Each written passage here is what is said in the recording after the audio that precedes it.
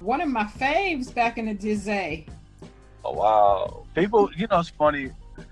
Um, I guess I could respond to that to say like my favorite artist is Stevie Wonder, right? Right. Stevie Wonder doesn't make music anymore, but guess what?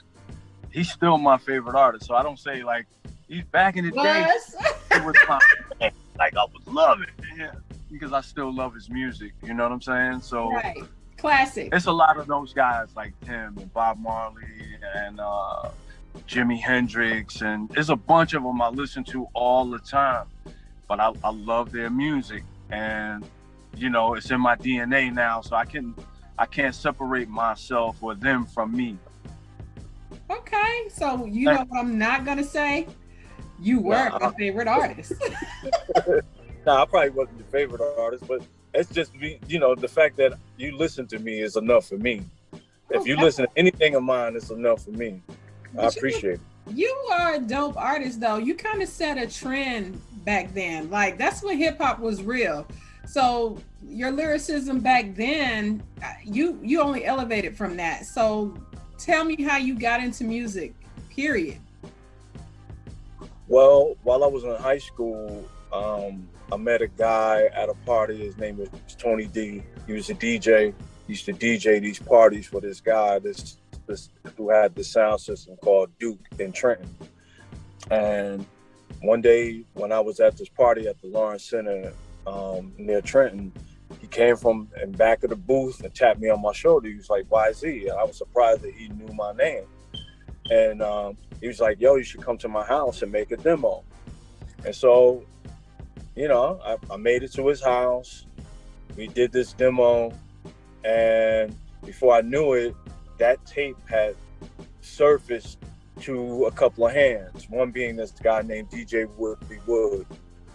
And DJ Woody Wood was close friends with this guy named DJ Jeff Mills, who was the mix show DJ for Lady B in Philadelphia. Mm-hmm. So anyway, Jeff got in touch with me and asked me if he could meet with me. And mind you, I'm still just a minor. So he had to meet me at the Dunkin' Donuts. My dad took me to the Dunkin' Donuts. Yeah, and my dad sat in the car similar to where I am right now. And look, while I got out the car and got in this man's car that he doesn't know, he sat there and watched me the whole time. And Jeff was like, yo, I like this demo you did. And I was like, man, how did you get my demo? I'm like thinking it's wild that he got my demo in his car. Anyway, he asked me, to come with him and if I would be interested in recording a record with him. And I told him I had to ask my parents. You didn't sneak and do it. So I shook his hand, got back in the car, told my father what had happened. He was like, look, you got to talk to your mom about it. And my mother said no. Mm-hmm. She was like, right off the bat, she was like, you can't do it. School, you can't do it. And so my father pulled her to the side and was like, you got to let him do it. You can't stop him. You got to let him do it. And so I went to Evergreen Studios in New York with him. I took Tony D. We did that same demo over in the studio along with another record that I brought two guys, my DJ and another guy who I've been writing music for. And we did this record called I Am Who I Am. And on the flip side was that demo called I'm Bad. This is before LL's I'm Bad. This is before Michael Jackson's I'm Bad. So anyway, like a couple of weeks later, he was, he's a mix show DJ. Mm-hmm. And if I'm getting long-winded, I could kind of No. I'm just checking off my list of questions as you go. Yeah. So he was like, he was a mix show DJ. So a couple of weeks later, without even saying anything to me, and I was one of those kids that every Friday and Saturday I'm running to the radio to record Mr. Magic or Marley Marl or Chuck Chill Out or Red Alert or Lady B. And now I'm really, really listening to Lady B because my man may play my record at any time. So anyway, Jeff started to play my record and I didn't even notice. My brother was like, yo, ain't that your record playing?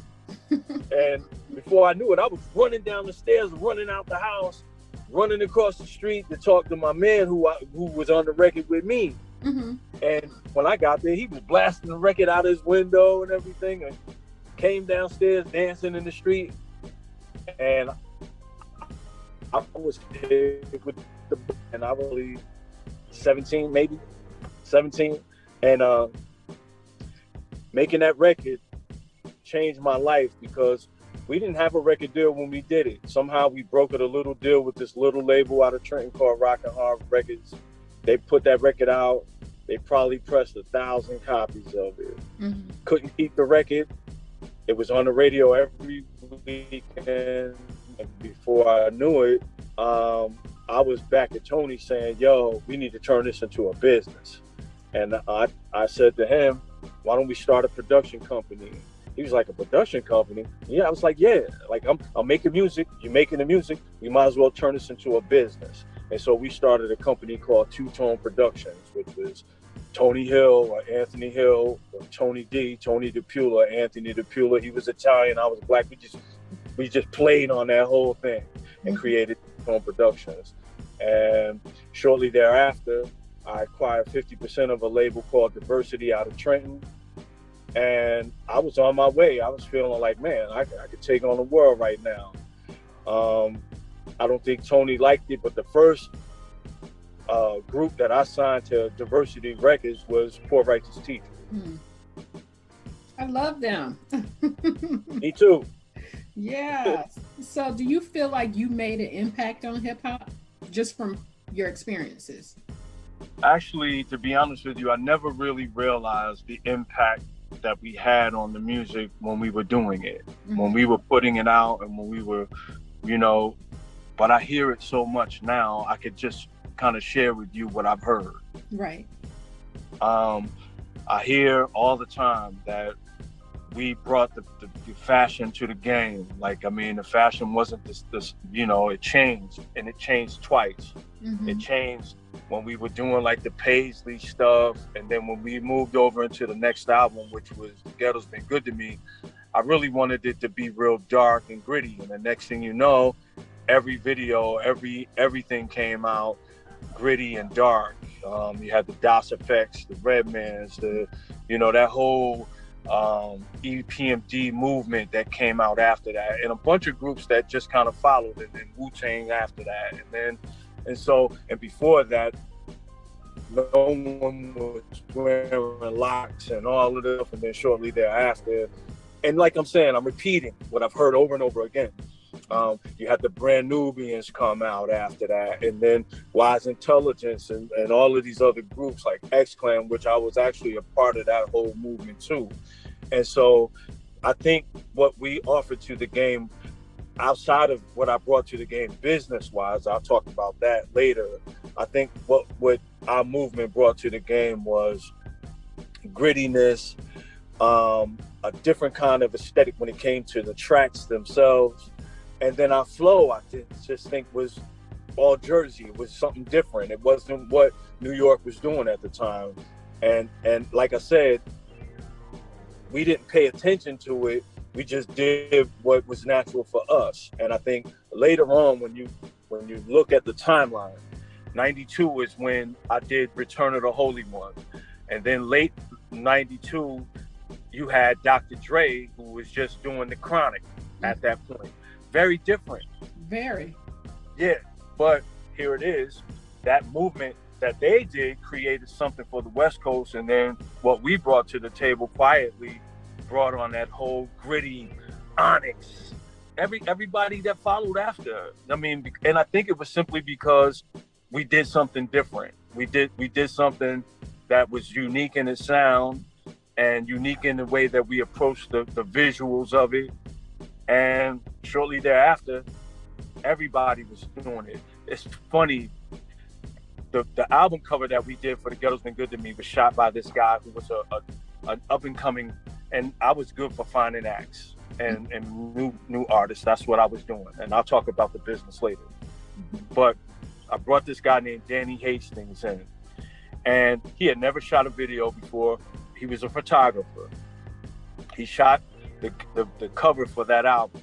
And then I said, hey, Danny, why don't I make you a DP for this video I'm about to shoot? He had never done it before, but he took on the project. Shortly thereafter, he's doing 36 Chambers, Return of the Boom Bap. These are all his covers. Diary of a Madman, Raekwon, Cuban, Built for Cuban Links. But if you look at The Ghetto's Been Good to Me album, it was blue. It was blue and white. And then you look at all of those other covers, and they all follow that trend.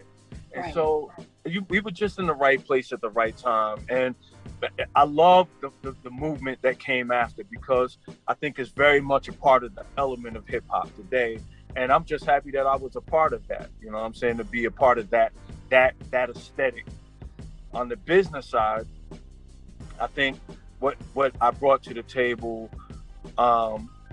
and this isn't me from what I heard, this is from me knowing what I know about business. Mm-hmm. There was no artists out there who had their own independent companies. Right. None. Right. The closest thing to me was Russell Simmons, and they had a parent. And then next to that, you had Andre Harrell, and he had a parent. You know, so they all had their own parent companies. No one was doing it independently. And then when I started getting in the office settings with people, I was always fighting for the 50-50 deal, which became the 360 deal later on. Before me, there was nobody talking about doing artist fair. We was cool with getting raped and taken advantage of by labels, and I wasn't really for that. Now, don't get me wrong, the labels weren't so used to the rhetoric, but shortly thereafter, those deals started to come to pass. And now the independent game became big, because shortly thereafter, you had, you know, the Master P's coming to the game. You had the Cash Money coming to game. And a bunch of cats, even right now, where the game is damn near totally independent. Right. We saw this movement, unbeknownst then, that people were going to be doing this independently, and it's mostly because now they have an avenue and a way to do it. Right, social media. Speaking of social media, I be seeing you on there, like you got a whole podcast popping. What's good? Well, you know, to be honest with you, that's very new for me. And as you can see from my numbers, it's very new for me. Mm-hmm. I've always had a couple of social media platforms, but never used them.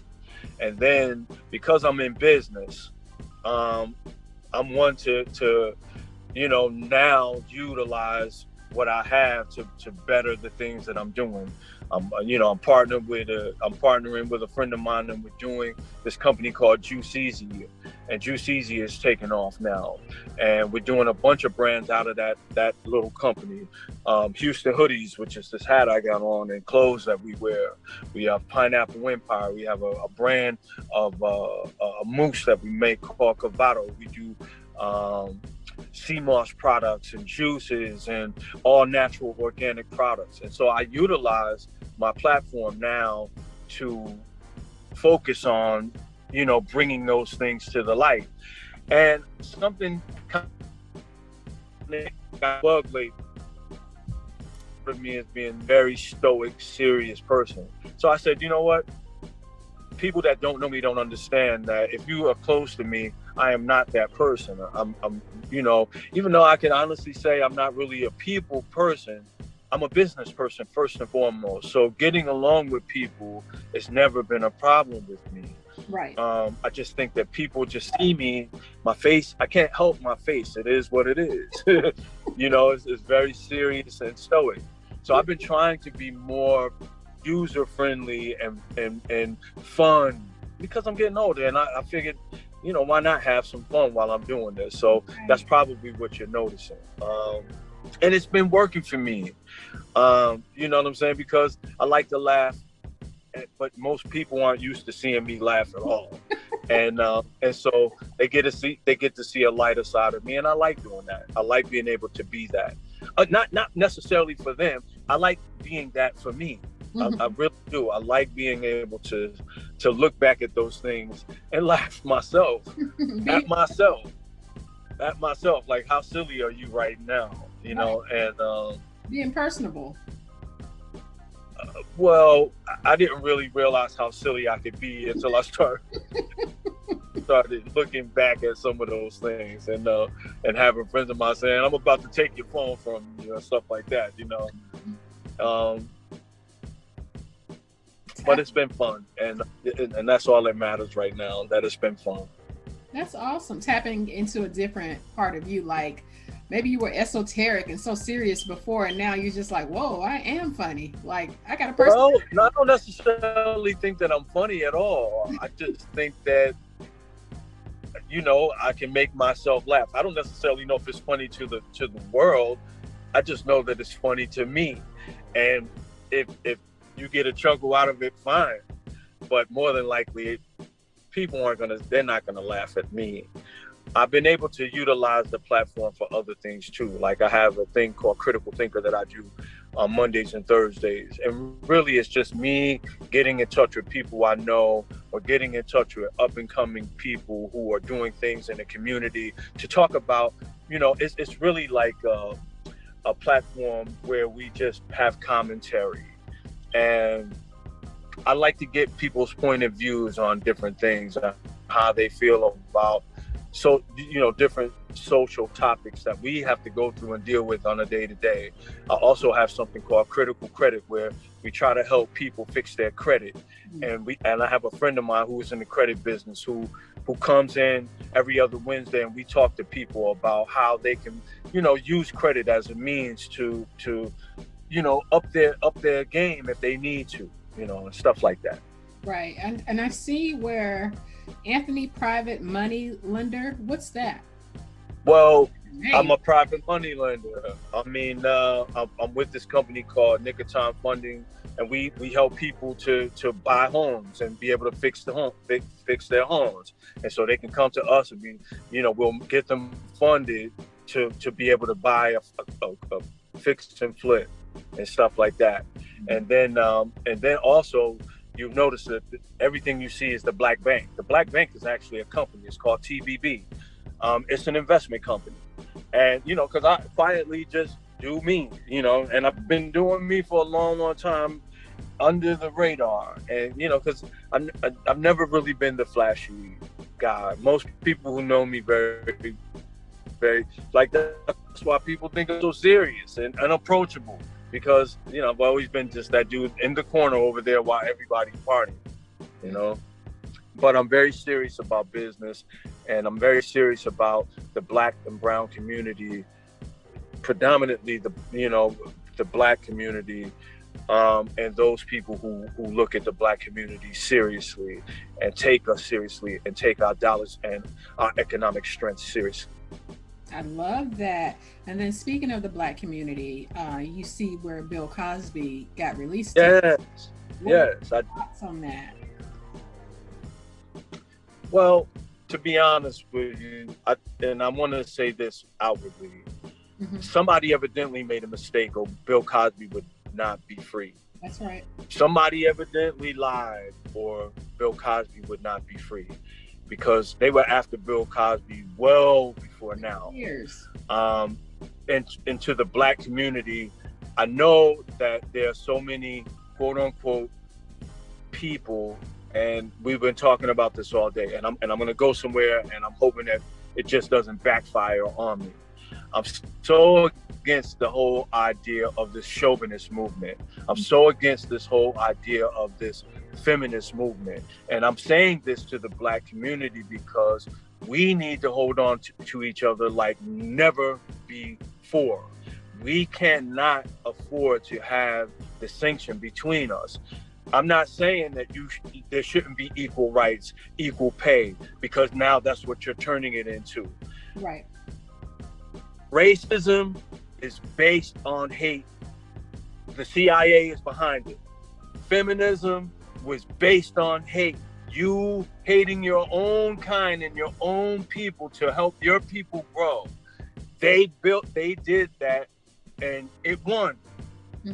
We need to put that aside. So let's get back on the topic that you're talking about. I don't agree with Bill Cosby.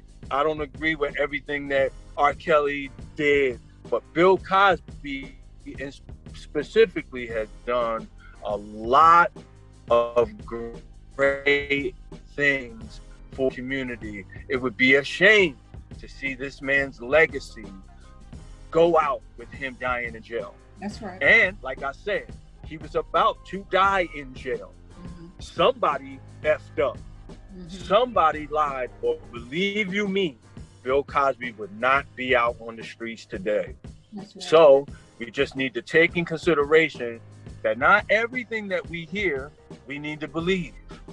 I'm not saying that Bill Cosby squeaky clean, but guess what? I'm not saying that any of you that are listening to this broadcast or will listen to this broadcast are squeaky clean. We all have our demons and skeletons in the closet. No one can throw rocks, because if you do, guess what? You will break glass. You are all guilty of something. That's right. Me too. And so I'm putting all that shit aside, excuse my language. Am I thinking that Bill Cosby could he have made some of those mistakes? Yes. Should he die in jail because of it? Absolutely not. Because there were too many holes in the stories. And I'll leave it at that. No, you didn't say anything wrong. And I'm 100% sure you're not going to backfire.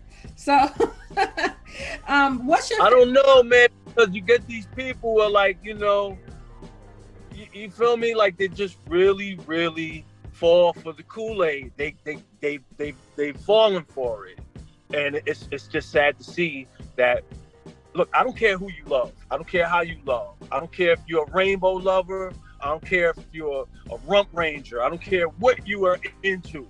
I don't care if you're into swinging. I don't care, because there are two things happening here. You got the sexual life of you, and then we have a very political, social political thing happening with our people, where there's genocide on the table.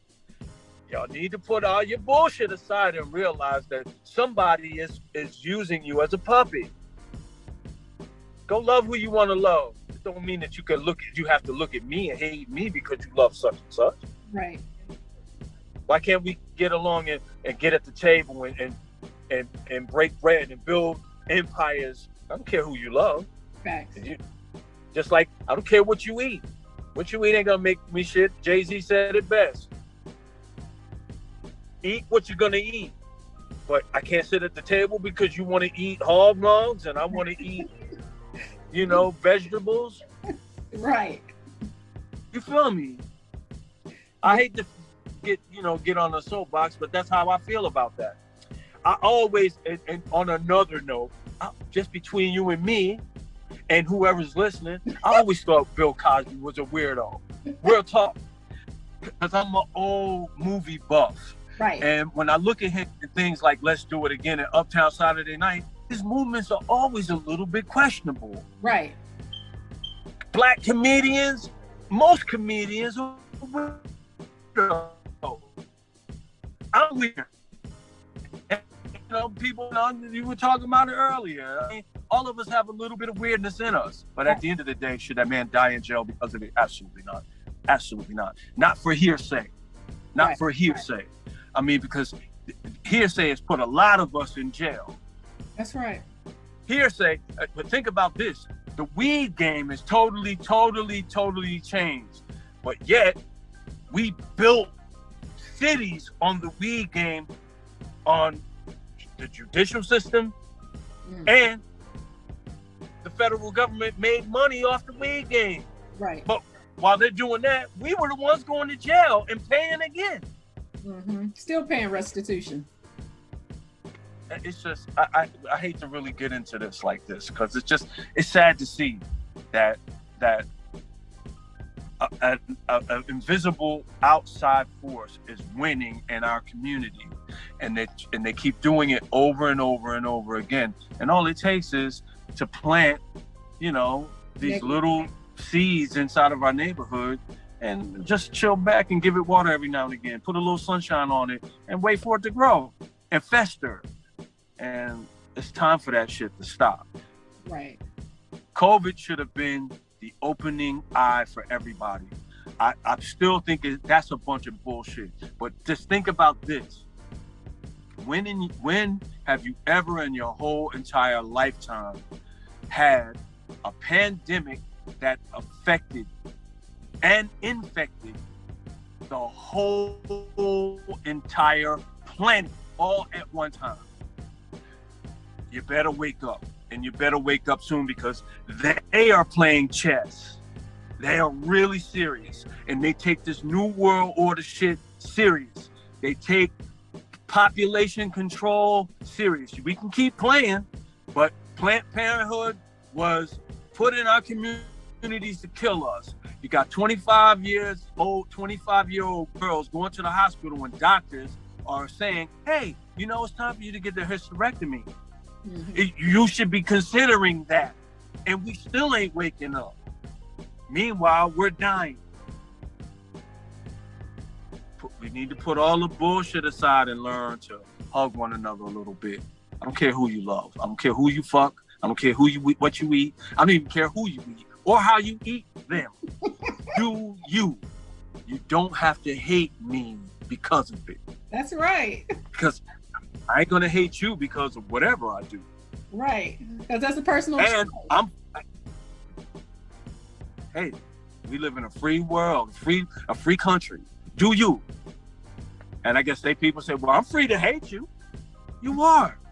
But do you want it to be to your race's detriment?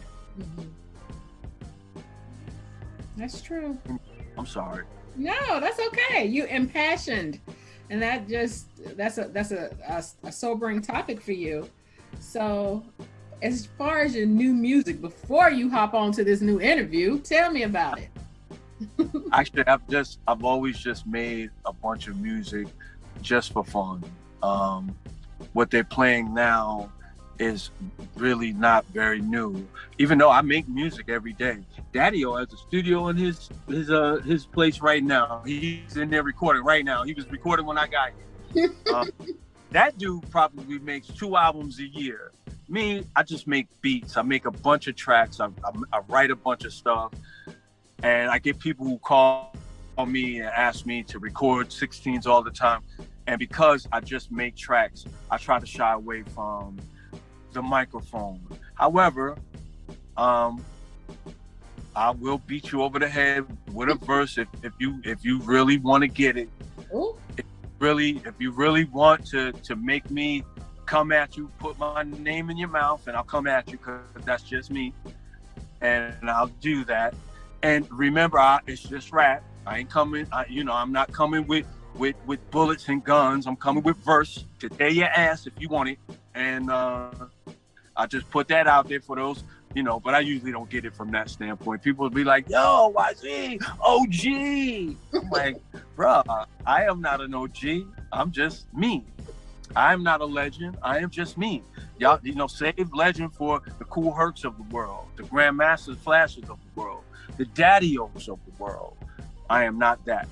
I am just a person who is lucky and appreciative for the things that have happened to me. This is just a job for me, but I love my job. I love my job. And when I say I love my job, I'm a business person first and foremost. I didn't get in this game to be, OG rapper number 1. That was never me. I got in the game to put other people on and to be behind the scenes. And for as long as I live, that'll be me. Most of my friends that are still in this game got me by 10 years tops. I'm still a baby, and and I look up to these guys because they love. Think about this man who is probably on another interview right now with your network. Mm-hmm. He loves the music so much that he's in his house every day writing verses. He sounds better now than he's ever did in his entire life. And this music is probably keeping this man young. This vibration is keeping him alive, and, it warms my heart to know that they love it that much. You love it that much. I love the culture, but I could do without ever getting behind the microphone. Oh, okay. I love the culture of it. Don't get me wrong, I write, and I'll get on the stage, even though because I get asked all the time, do I like being on the stage? No. Can I do it? Yes. Do I like getting behind the microphone? No. Can I do it? Yes. What? Why you don't like getting behind the microphone? I mean, it's just never really, it's not really my personality. Yeah. I mean, I do it because it was a means to an end. Mm-hmm. I became decent at it only because I love Prince, and Prince drove me to poetry because the man was sick. Mm-hmm. He was, you know, his everything was dark, and he made me into a dark young teenager thinking, I want to be him. I want to be just like him without the long, you know, straight hair. I want to be him. And, you know, I never was able to become Prince, but think about it. He was a businessman. He wanted to control his own destiny when it came to this game, and they killed him for it. Right. Michael Jackson, same thing, and they killed him for it. And I'll say it again, and they killed him for it. And I don't care who's listening. Just like they killed Tupac and they killed Biggie for it. You know, they want to get rid of this game. They've been trying to get rid of it since it got here because it's just too strong. Rap affects the entire world. It affects the entire world like COVID. Mm-hmm. The culture is huge. Sorry, I'm just like, man, I've done a soap I got here. That's all right. We're having a conversation, right? I feel bad. It's making me feel bad. Why? Because I mean, you know, I should be letting you do your interview. No more. I'm off the soapbox. I don't even know how much time I got. I probably just wasted all your time. No, you didn't. You gave me great content. That's what interviews are about. Like, you speak from the heart. You speak from truth versus what is politically correct, and that's a good interview. You know what I'm saying? I don't want to talk to you and you're lying to me, and then you get on your page and you're telling the truth. You feel me? I ain't gonna tell a lie to nobody. I'm gonna tell you how I feel. I mean, because that's all we have. Right. And the funny thing is, I'm gonna say something about the truth. A lot of people may not understand your truth until it comes to pass, because sometimes when you say something to somebody, they don't see it right away. They want to see it, or they expect it in a certain time frame. Mm-hmm. But just because you expect it in a certain time frame doesn't make it so. Right. What makes it so is that it comes to pass when it comes to pass. That's right. It's funny, people, when it comes to us alive, they can't take that, but yet they can read it in the Bible, things that have been said supposedly thousands of years ago and still hasn't come to pass. And they're still saying, well, it's coming. It's coming. I know it because the Lord told me so. And I'm like thinking, okay, well, you can believe that, but you can't believe, you know, that prophet that's in the street right there, that maybe because he just so blown out of his mind that maybe he touched another part of his brain that you ain't never gonna touch because he's done more drugs than you will ever do. Maybe he sees the people that you don't see, that he's actually talking to, that we're thinking, man, that man's crazy. And boy, maybe if we can see it from his eyes, maybe he sees something that you don't. And maybe it's okay to just give that man at least a little bit of respect and show him a little bit of, you know, respect so he can have dignity in himself. We turn our heads on so much stuff. Mm-hmm. Didn't I just say I was going to get off the soapbox? Did it again. That's all right. You're talking about grace. Giving people grace, because everybody's perspective about life is different. Period. So you like, man, I'm just over it. It's you. You said that at the beginning of the interview. I'm me, and I will expect you to be yourself during this interview. Does that make you feel better? All right. I do have one more question, because you definitely have another interview like on our heels. If your parents would have said no, what would you have done? Probably just until I moved out, but I was gonna do it regardless. Be honest with you, I think that you know, everything that we do, we're destined to do. At least I believe that. I don't necessarily know why that is, other than the fact that I probably sent myself back here just like you sent yourself back here because we just didn't finish something. Mm-hmm. And I probably won't complete it this go round either. But I'm hoping and praying that I'm at least a little bit closer to meeting the mark.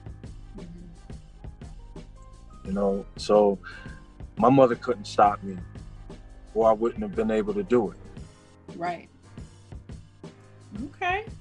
So I lied. I did want to ask you this question. So far, the ghetto's been good to me. And you talked about ciphers in that song. So what do you think about now? You've been ripping it since back then. What do you think about music today? Because you've been talking smack about rappers all your life that you've been an MC. So it's got to be crucial. That's got to be a crucial subject for you. No, actually it's not. I love where hip hop is going. I love where rap is going. I love the fact that it's always transitioning into something else. I have nothing but great things to say about everybody who is attempting their hand or have a hand in, you know, the continuation of hip hop. Like I say, I'm very much one of those persons who believes to each his own. Only that man knows what their path will bring and what it's supposed to be. And who am I to tell that man or that woman that that's not the path that they should go down?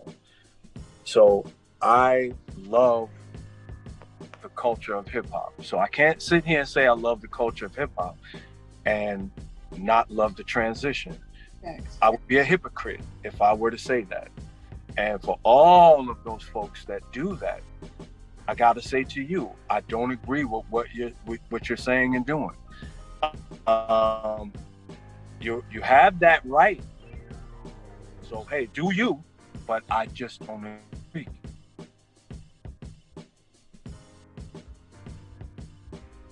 You know, I can go to acts and artists, but to me, I just love that the art is still alive, and I love that the sound is growing, it's getting better, along with technology, it's getting, you know, stronger.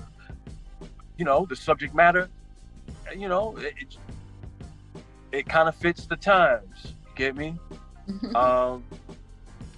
You know, and I think, to be honest with you, because there is so much music out, if you want to, you can find that balance that you're looking for. I used to think that it wasn't enough balance, but the truth is, if you look, you can find it. Like, I hear people say, YZ, you still making music? And I'm like thinking, don't tell me you're a YZ fan, because if you're a YZ fan, you would know that already. Especially with a phone in your hand. Is that a phone? You can find anything. You know, I can find out where Gaddafi has been buried or burned or whatever right now. You know what I'm saying?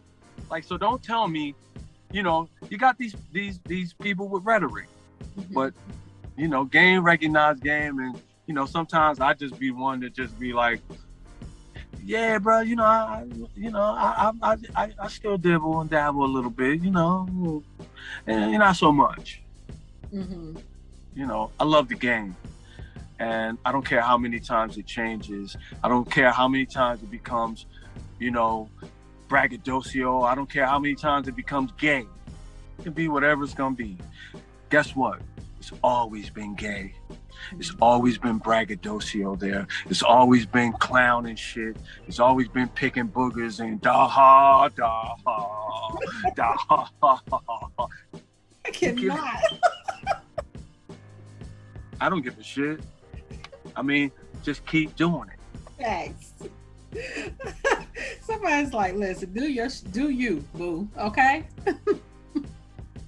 Where can now we just got a little bit of gay and a little bit of da-ha, a little loud. What's his name? Little Nas X. I love it. You know what I'm saying? Because to each his own. Right. If you can find your way to earn a way for your family to do well, fine. I'm not one to sell my ass for it, but if you want to sell yours, by all means, do you. And I'm not gonna. I won't criticize it in any way, form, or fashion. More power to you. I know I probably sound like I'm jokingly saying this, but I really don't have any qualms to any artist that's out. Do you? Do you? Keep it coming. Just keep it coming. That's all. I don't care where it goes. Just please let it keep going. Right. But as long as it keeps going, we'll continue to have people who become more powerful. You know, I'm curious to what person in this generation that's out here now is going to be the next billionaire, because it's coming. That's right. It's definitely. Is it going to be, you know, Soldier Boy or 6ix9ine or whatever these boys are, or is it going to be J. Cole, or is it going to be Kendrick Lamar? Who is it going to be? Right.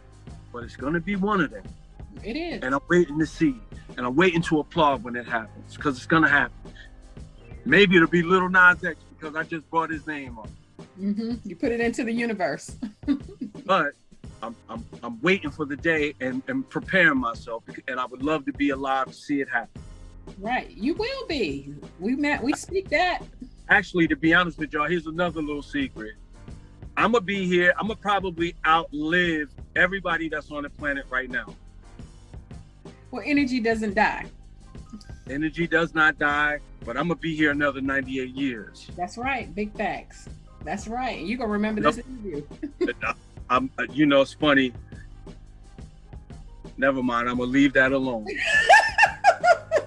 You tell me you're gonna be late. Yeah, I've never told anybody that before, except for people who are close to me, were being like, "Watch, you are gonna be here." I'm 52 years old right now, and I got people who come to me and be like, "You ain't no 52.